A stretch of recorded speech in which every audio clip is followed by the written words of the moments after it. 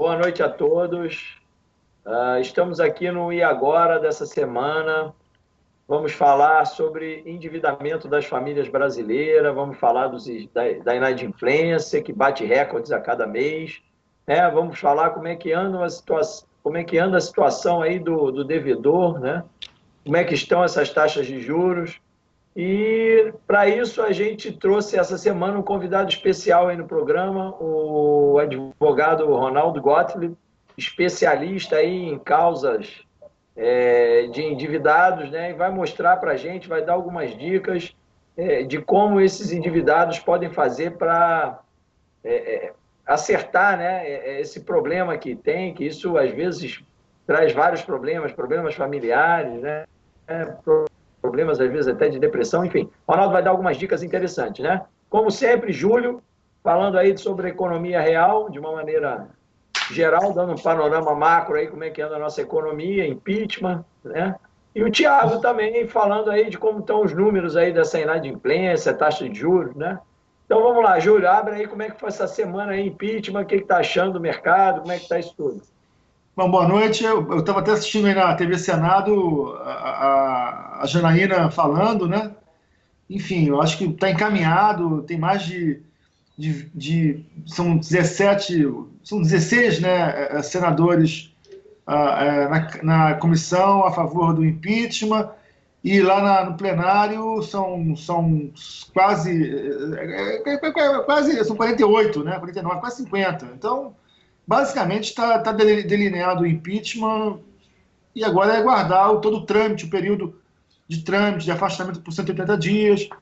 Agora, chama atenção o seguinte, o Temer já vai começar a botar o bloco na rua, mais do que nunca. A rapidez é a fórmula do sucesso do governo Temer. Ele tem que começar já a anunciar medidas logo no segundo dia de mandato, a equipe já formada, já está articulando com uma série de personagens aí da República, Henrique Meirelles, Romero Jucá para planejamento, Ilan Goldfan para Banco Central, talvez, ainda tem uma certa nuvem em relação a isso, mas o mais importante é realmente esse núcleo duro aí que a gente está falando, né? Que é a equipe econômica, talvez a Casa Civil seja o Eliseu Rezende, então acho que está formada a equipe para essa travessia de 2 anos e meio. Vamos esperar. Só do anúncio hoje do Meirelles, né? O dólar já caiu. O que não cai, né, Thiago? Essas taxas de juros aí, o pessoal endividado, né? Essa taxa de juros não vem, né, Thiago? Como é que tá isso? Exatamente, os números dessa semana, juros do cheque especial para março de 2016, divulgado essa semana, 300% ao ano, taxa mais alta desde o início da série histórica de 94, então em 22 anos a taxa mais alta. Juros do cartão de crédito também, março de 2016 bateu quase 450%, 449%. Então isso está contribuindo aí para a inadimplência das famílias, e é isso que a gente vai falar hoje.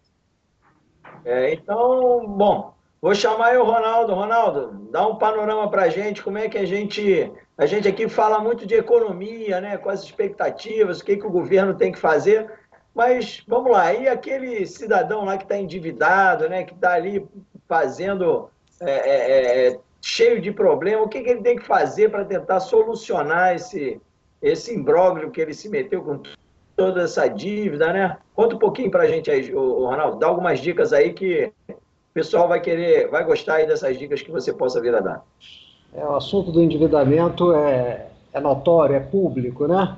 Primeiro, boa noite a você, Haroldo, boa noite a todo mundo que está participando do debate, acompanhando. Bom, a semana passada o Serasa divulgou que existem 58 milhões de famílias endividadas, quer dizer, quase 60 milhões de famílias em situação de endividamento. Se nós tomarmos por base uma população economicamente ativa do Brasil em torno de 100 milhões, são 60% da população envolvida nesse problema. E aí tem um detalhe nessa pesquisa, que nós estamos às vésperas do Dia das Mães, que é a segunda data do comércio.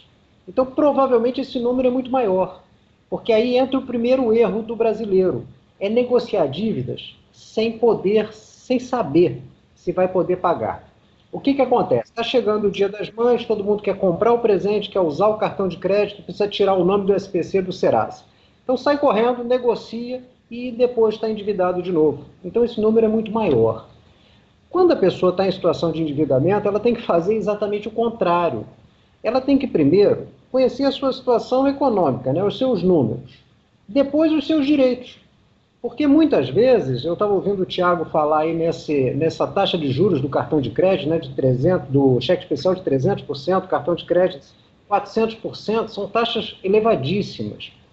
Mas, na verdade, quando a pessoa é cobrada dessas dívidas, ela não sofre uma cobrança só desses valores, desses percentuais de juros.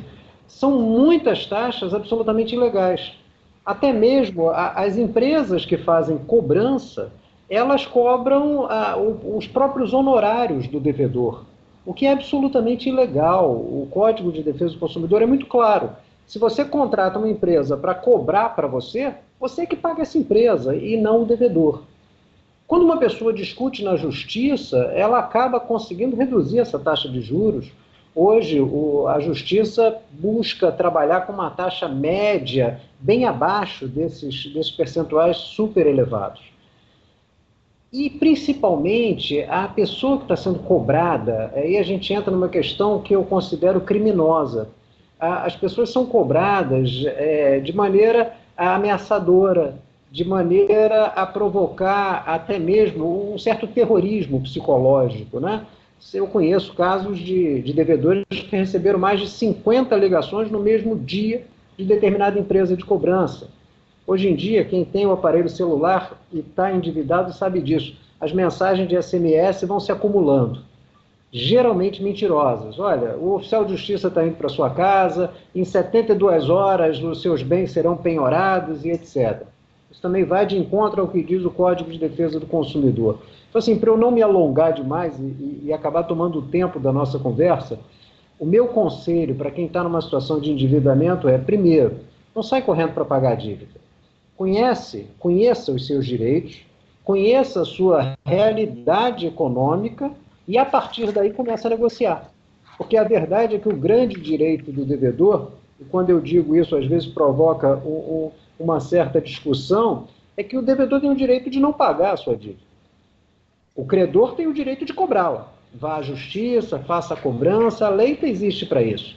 Agora, um devedor que não tem recursos, ele não vai pagar a dívida. Não adianta sair se endividando simplesmente para prorrogar um problema, postergar um problema. Então, essa é a minha opinião, Haroldo. O primeiro passo é esse. Conhece os seus direitos, conhece a sua situação e vai com calma. Teve aquele caso, né, que você se fez passar aí por um devedor, não foi? E você foi até para um programa lá da Fátima Bernardes e tudo mais, né? Você se fez passar aí por um devedor e sentiu na pele o que é o dia a dia de um devedor, né? Olha, o dia a dia... Conta rapidinho para a gente. Incluindo a madrugada, né, a noite, o sábado, domingo, é um absurdo. Realmente isso aconteceu. Eu entrei em 2 dívidas propositalmente, acabei escrevendo um livro que foi publicado, se chama Advogado Devedor, participei desse programa da Fátima Bernardes e vivenciei a história que eu escutava os clientes me contarem no meu escritório. E assim, eu sabia das irregularidades, mas quando você ouve aquilo, você chega a ter dúvidas. Os verdadeiros assim, absurdos, né? E eu fui descobrindo coisas que a prática da advocacia não me ensinava. Por exemplo, a minha mãe, que é uma senhora, tem 82 anos, de repente às 8 horas da manhã acordava com ligação de cobrança de uma dívida minha. Assim, a minha vida financeira é absolutamente independente da minha mãe. Minha mãe não é minha fiadora em nada, não faz parte de conta conjunta, nada disso. Mas esse pessoal, eles conseguem descobrir os dados, né, de vizinhos, de parentes, e começam a ligar para essas pessoas. É um absurdo, é uma maneira de te intimidar, né, através do vexame, da vergonha. Meu celular ficou lotado das mensagens de SMS que eu estava falando, as ligações eram inúmeras. E os absurdos, né? E aí entra o meu exercício profissional como advogado, o que eu ouvia. Porque o oficial de justiça já está na rua, dava até nome para o oficial de justiça, né? O oficial de justiça Júlio já está indo, a lei mudou, agora o seu imóvel pode ser executado. A lei mudava toda hora. Era para tomar minha conta, era menos o que diz realmente a lei, de resto podia tudo. Você tem que pagar por isso, você tem que pagar por aquilo, se não pagar vai acontecer. Só faltou o que a gente vê naqueles filmes de máfia, né? Alguém dizer que ia quebrar minhas pernas. Só isso. De resto, Haroldo, acontecia de tudo. E essa realidade que eu vejo hoje pessoas viverem, e aí é lamentável porque elas não conhecem os seus direitos e efetivamente estão envolvidas no problema da dívida. Quer dizer, elas não podem sair dali. E é muito triste quando a pessoa ela é humilhada dessa maneira. Eu cito rapidamente o Código de Defesa do Consumidor, que no artigo 71, ele diz que é crime, né, você utilizar na cobrança de ameaça, de mentira, de qualquer maneira para induzir o devedor a errar. Pena de prisão, né, de reclusão de 3 meses a 1 ano, se não me falha a memória. Eu costumo dizer o seguinte, parece que as empresas de cobrança pegam o artigo 71 do Código de Defesa do Consumidor, chegam numa sala de treinamento e apresentam, olha, tá vendo? Isso aqui é o que é proibido. Então é exatamente isso que nós vamos passar a fazer. Ponto por ponto. E solta essa turminha aí na cobrança. Mas assim, a experiência, o livro foi super interessante. Inicialmente ele foi distribuído de modo gratuito, chegou a 10 mil downloads, né? E muitos comentários, principalmente no sentido de que, Ronaldo, o que você relatou ali é exatamente o que eu vivi. Como eu busquei dar uma dose de humor, então aliviou um pouquinho o clima, né, desse tipo de situação. O baixo astral, né? Bom, muito. Ronaldo, obrigado aí. Então, gente, o nosso ouvinte aí pode... fica bem atento, não vale, quais são as dicas, resumindo, né? Não vale aí a gente estar se precipitando para pagar a dívida, vamos fazer um planejamento, vamos ver como é que a gente pode fazer isso, e tem muita gordura para cortar, né? Mas acho que o mais importante daqui para frente é a mudança de expectativa, né? Eu acho aí que com a entrada, é importante frisar, né? Com a entrada desse novo governo, com essa ponte para o futuro, né? Ou ponte para amanhã, ponte para o futuro. Ponte para o futuro. Vou falar, né? sobre isso essa semana. Essa ponte para o futuro realmente não seja igual a ciclovia de São Conrado, né? Esse aqui é importante, né, Rodrigo? Deixa eu fazer uma observação. A questão do crédito no Brasil é bem interessante, porque tinha um volume de crédito em relação ao PIB em torno de 20-25% no início da década de 2000, né? Hoje está em 55%. Hoje houve um boom de crédito e não houve educação financeira, né? As pessoas começaram a tomar crédito de forma totalmente descontrolada e não houve educação financeira. Então, hoje você vê... E é interessante, amigos, que isso é um processo meio subterrâneo. Porque eu acharia que a situação seria muito mais dramática. Você vê a inadimplência pelo Banco Central, está em 4,5% a 5%. Isso não reflete a realidade. Eu acho que o Serasa é mais fiel ao fato. Né? A inadimplência é muito maior, muito maior. Né? Os dados que o Ronaldo colocou também são gritantes, 60% estão comprometidos com dívida. Mas aí tem uma ilusão nisso aí. As pessoas elas vão parcelando as suas dívidas e vai cabendo no orçamento, né? Até chegar a 60%. Né? Vai colocando várias parcelinhas, vai colocando, aí vai entrando. Mas aí chega uma está todo mundo comprometido com dívida. É o que está acontecendo no Brasil atualmente, né? Mas a falência, o cara quebrar... Eu acho que no Brasil não existe muito isso, existe, Ronaldo. Existe nos Estados Unidos, o cara pode declarar falência própria, pessoal. Aqui no Brasil não existe isso, existe? No Brasil, você pode declarar a sua insolvência civil. Tá? É uma questão semelhante à falência que existe nos Estados Unidos. No Brasil, realmente não existe a falência, mas a insolvência. Você pode se declarar insolvente. Agora, esse ponto que você observou aí do endividamento é muito interessante. E, inclusive, por lei, o máximo do endividamento da pessoa só pode atingir 30%. E a gente vê a concessão de empréstimos... Isso aí é 25%. Eu já li sobre isso também, Ronaldo. É muito absurda a situação. Pessoas que têm, eu já vi isso, 80%, 90% da sua renda tomada por empréstimos, no consignado, ilegal. É um absurdo, né? Aí pega um velhinho lá e bota um velhinho para sair se endividando, não é isso que fazem? Muitas famílias fazem isso, né? Pega um velhinho para estar recebendo o consignado para se endividar. É verdade. O Brasil é uma bola de neve isso aí, né? Mas eu não vejo a coisa explodindo. Eu acho que vai começar a explodir porque tem uma taxa de desemprego que está chegando aí a 11% da população economicamente ativa e esse povo não vai poder pagar dívida mais, né? Então, realmente, a situação vai piorar muito ainda.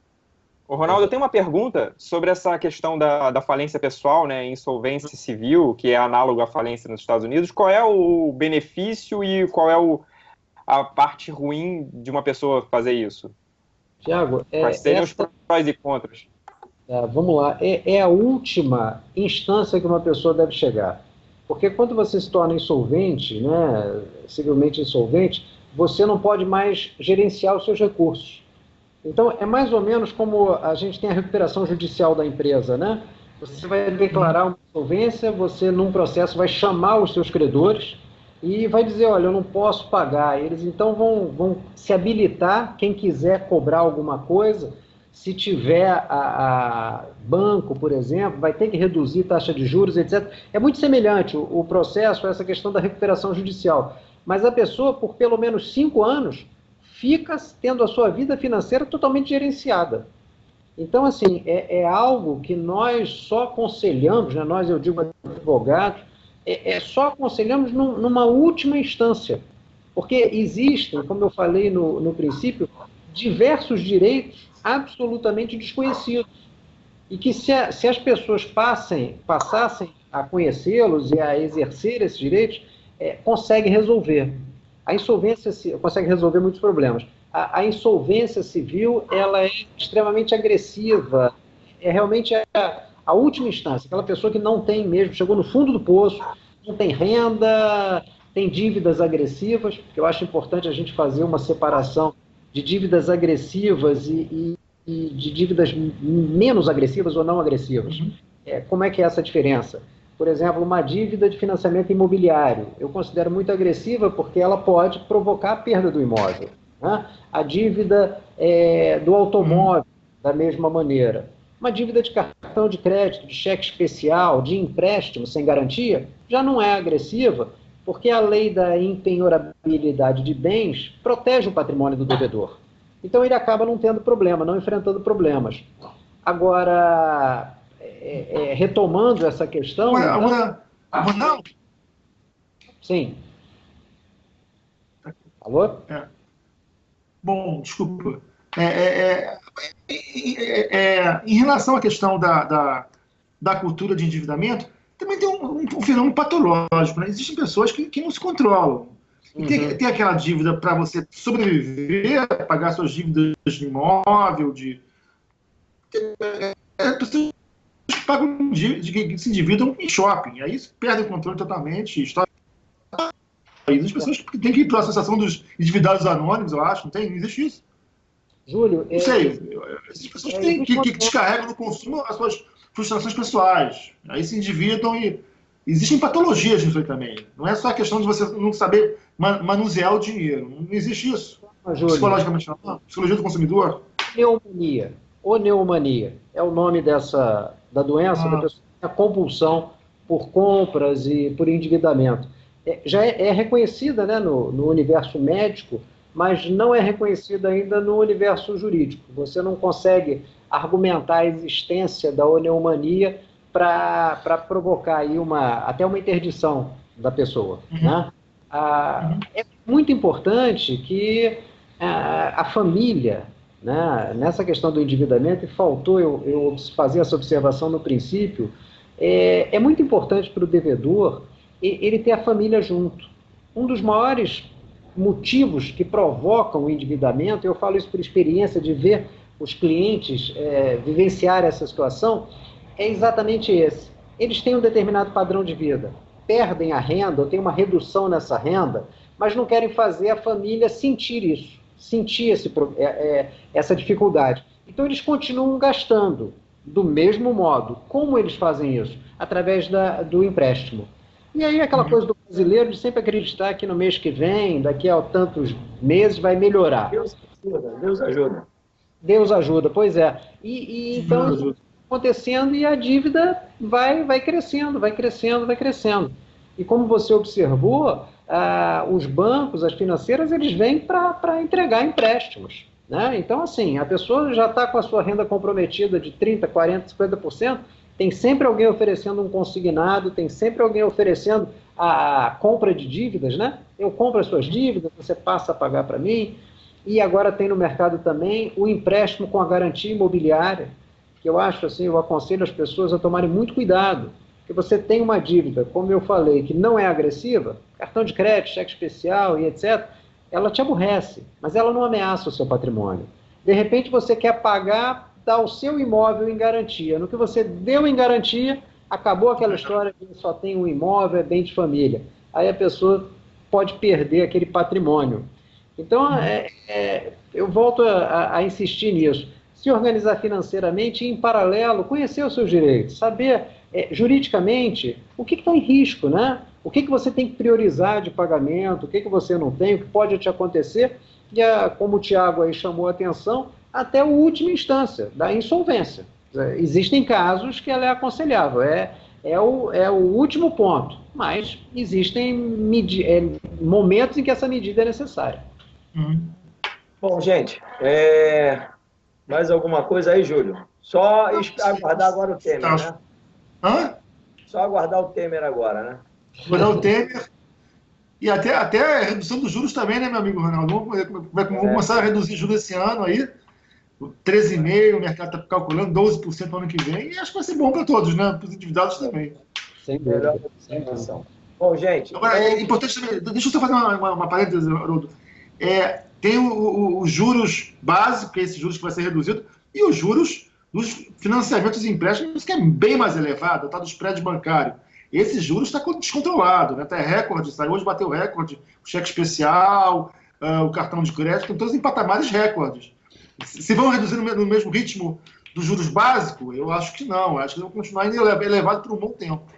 Não, vamos continuar elevado, mas se melhorarem as expectativas, ocorre diminuição de inadimplência. Se houver diminuição de inadimplência e menos emprego, teoricamente os juros caem um pouco, mas vão continuar proibitivos ainda, porque juro de cartão de crédito e juro de cheque especial, meu amigo, esquece. Não dá para encarar, não dá para usar nunca. Pode cair, mas não dá para usar.